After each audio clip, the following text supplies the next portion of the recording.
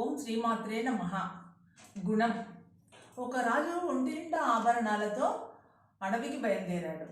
అడవిలో చెట్టుపైన ఒక చిలుక రాజును చూసి, అందరూ రండి, బాగా బంగారు ఆభరణాలు డబ్బులు ఉన్న మనిషి వస్తున్నాడు, రండి రండి అంటూ బందిపోటులకు తెలియజేసింది. బందిపోటులు రాజును వెంబడించారు. రాజు ప్రాణభయంతో పరుగు పెట్టారు. అలా పరుగు పెట్టి ఒక పెద్ద చెట్టు కింద విశ్రాంతి తీసుకుంటుండగా ఆ చెట్టు పైన ఉన్న ఇంకొక చిలుక, అయ్యా, ఇక్కడికి దగ్గరలో ఆశ్రమం ఉంది, మంచి భోజనం దొరుకుతుంది, గురువుగారు మీకు రక్షణ కలిగిస్తారు అని చెప్పగా, రెండవ చిలుక చెప్పిన ప్రకారం రాజుగారు ఆశ్రమానికి గురువు దగ్గరికి బయలుదేరాడు.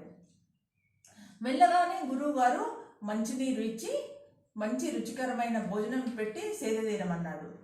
రాజుగారు కాసేపు సేదతీరాక గురువుగారిని ఇలా ప్రశ్నించాడు. స్వామి, నేను బయలుదేరగానే మొదటి చిలుకనేమో ప్రాణభయం కలిగించింది, రెండవ చిలుక ప్రాణ రక్షణకు మార్గం చూపించింది. రెండో చిలుకలే కదా, మరి వాటి గుణంలో ఆ తేడా ఏమిటి అని అడుగుతాడు. దానికి గురువుగారు ఇలా సందేశం ఇస్తారు. మొదటి చిలుక బందిపోట్ల మధ్య పెరిగింది, రెండవ చిలుక ఆశ్రమంలో పెరిగింది.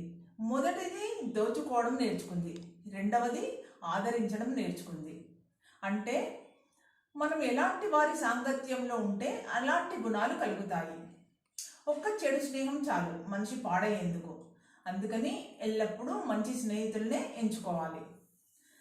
వేల మంది అజ్ఞానులైన మూర్ఖులతో మైత్రి కన్నా నిపుణుడైన సత్ప్రవర్తన కలిగిన, అంటే ఇక్కడ నిపుణుడై ఉండి మంచి మేధాశక్తి తెలివితేటలో ఉన్నంత మాత్రాన సరిపోదండి. నిపుణుడై ఉండి దుష్ప్రవర్తన కలిగిన వాడై ఉంటే వాడితో ఉన్నవారు కూడా పతనమైపోతారు, తప్పదది.